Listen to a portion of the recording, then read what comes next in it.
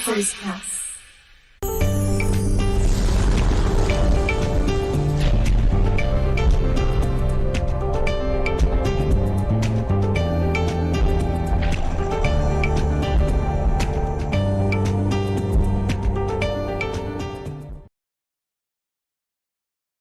Welcome back, Dr. Larry Carnes. We are excited to have another special guest with us, and this is going to be a very special time with you.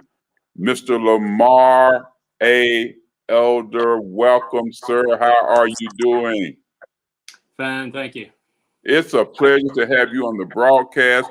Introduce yourself to our viewing audience, and then tell them about this exciting book that you've authored. Thank you. This is by the way, I go by Buck Elder. That's what everybody calls me, and that's the name I use in the book. I don't use my full name all the time, except in business. A little bit about my background. I'm a practicing attorney. Been living in a small rural town in South Georgia, very pleasant area. Got married, got 2 children, 2 grandchildren. Belong to the local First United Methodist Church here, active in the Rotary Club and the Chamber of Commerce. And I've served in the Air Force for about a little over 4 years with the JAG Corps after I graduated from law school. Went to law school in undergrad in University of Georgia in Athens, and I'm a big Bulldog fan. UGA. UGA. What do you want to know next? Just tell us about your book. Tell the audience about this awesome book, because I noticed, I was looking as I was doing my research, God Plants a Garden, a different kind of love story. Talk about that for us. Great. That's what I want to talk about. This is the book. Yes. And my inspiration for the book started many, many years ago when I was teaching a Sunday school lesson on the creation story, and brought back old memories when I was a little boy. I didn't really understand it very well, and so I did a little bit of research before I prepared for the lesson. But the more I prepared for the lesson, the more I realized I really didn't understand what was going on in God's mind when he was doing all of this. So after we finished the Sunday school lesson, I said, I bet there are a lot of other people out in the world besides me that really have a hard time following the story in Genesis. And what really bothered me more than anything was none of these other research that I did tried to explore the question of why. The story simply says God did this, did that, and then it ends on the 7th day. And so I said, there's got to be something, going on. How did he decide what to do, when to do it? What was going through God's mind when he was doing all that? And so my thought was, well, I need to write something maybe to help other people understand this, and then maybe other people have a better understanding of what went on. Yes. And, I started writing. Unfortunately, I have a habit of liking to interject my imagination and my humor. And when I write the book, and if you read the book, you'll pick up on that. But I did that on purpose on this book too, because I felt, well, if you're going to read a story that you've heard 100 times before, maybe you need something in there to kind of help you remember it. And I thought adding some imagination and humor would help. I also discovered in doing my research, I probably looked at least 100 other variations of the story that people had written or talked about. Nobody wanted to seem to explore the question why. It was all, and they talked about God in the third person. I thought it'd be more interesting to try to talk about God in the first person. And looking over his shoulder and say, God, for instance, in the beginning says, have God talking about, I said, well, I think I want a garden, but where should I put it? And then what should I do next? When he's kind of talking out loud, and I'm like sitting over there in the corner, like a bird sitting on a limb. kind of listening to him talk to himself about, you know, what he did. And then, you know, like, how would he name things? He says, well, I got these things, shiny things up in the sky. What should I call them? What should I call this big light I put up there? And then, so that's kind of the theme that went through the story. Yes. And then I wrote the book, and I got to the seventh day, and then I reached an impasse. I put the book down. I said, I'm missing something. I said, we talked in the book about what God did, and tried to at least play with the idea of how he did some of the things, or why, but we didn't find out why. The book of Genesis never tells us why God wanted to do any of these things. I said, there's got to be a reason for him wanting to do all of this. And honestly, I said, I just can't, you know, it's just beyond me right now. So I said, best thing to do is just put the book down, think about it for a while. So the thinking about it for a while went on for several months, and all of a sudden a light bulb went off. I said, he did it because out of love. And so that's how I explored the rest of it.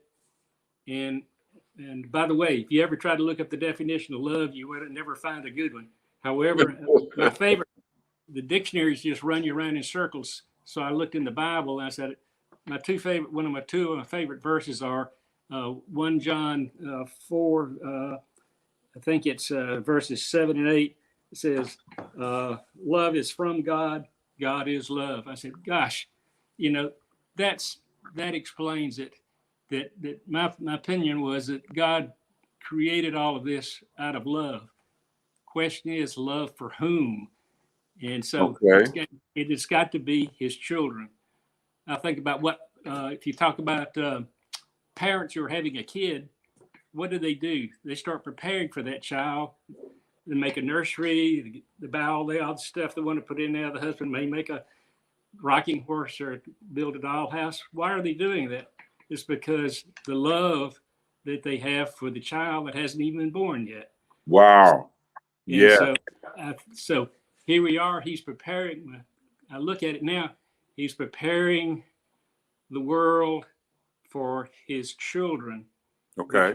Man and woman that he puts in chapter, I think it's day 6. He introduces the man and woman to the earth. Those are his children, and everybody who was born after that were all his children. So my theory is he was doing this out of love for all of his children. And now there's another verse that kind of confirms that. It's not really in this context, but it's the one we all know is John 3:16. How does it start off? For God so loved the world. Even though it finishes that talking about his son, but yes, what he gave. He does express the fact that you know, for God so loved the world. So that kind of confirmed what I was thinking, that maybe the reason he did all of this was out of love for the children that he was going to create and put in the world. But there's a hitch, though. I think if you read further or read into this, that he put men and women here because he loved them and wanted them to enjoy. But I think he also had a condition, and that's we had to be caretakers. You give if your parent gives you a car or a house, they expect you to look after it and maintain it and keep it in good shape. I think God expects the same of us, not only to enjoy the world and reap its benefits, but also to be its caretaker. Otherwise, we might not be doing a very good job of it there either.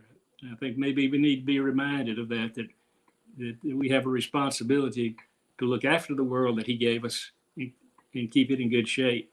That's an interesting perspective. You know, as you're speaking, I'm listening to you. And I like the comparisons and the way that you simplify from the perspective where people can understand it. I thought about this as you were speaking. If I get a home, but I don't do what's necessary to maintain and take care of that home's going to fall apart. That's And right. so when God placed humanity in the earth to be the caretakers, then humanity has the assignment and the responsibility to do what's necessary to take care of the world, the earth, if you will. And if you don't, it's going to fall apart.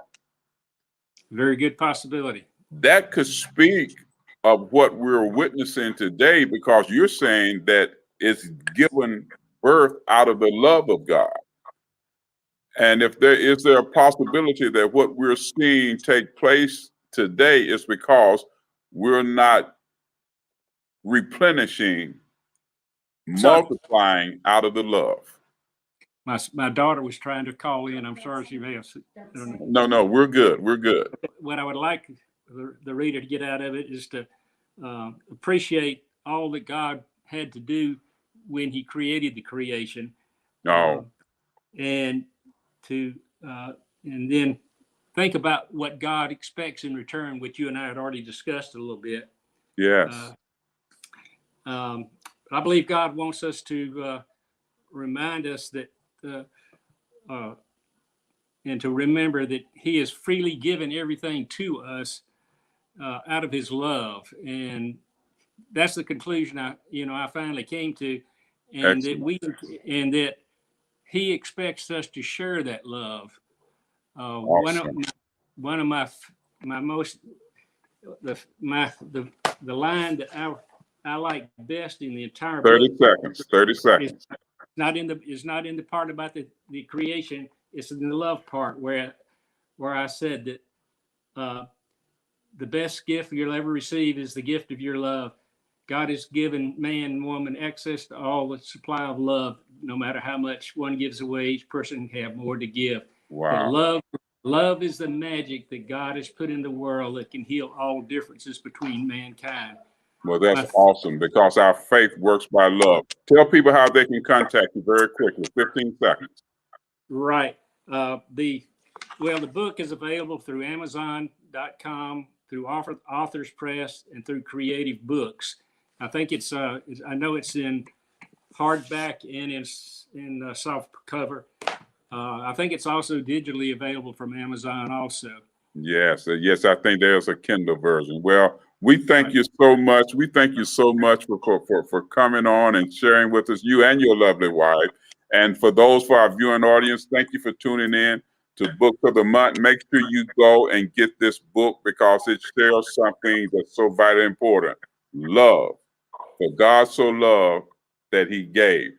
Dr. Larry Carnes, thank you for tuning in to Books of the Month. We look forward to seeing you on the next broadcast.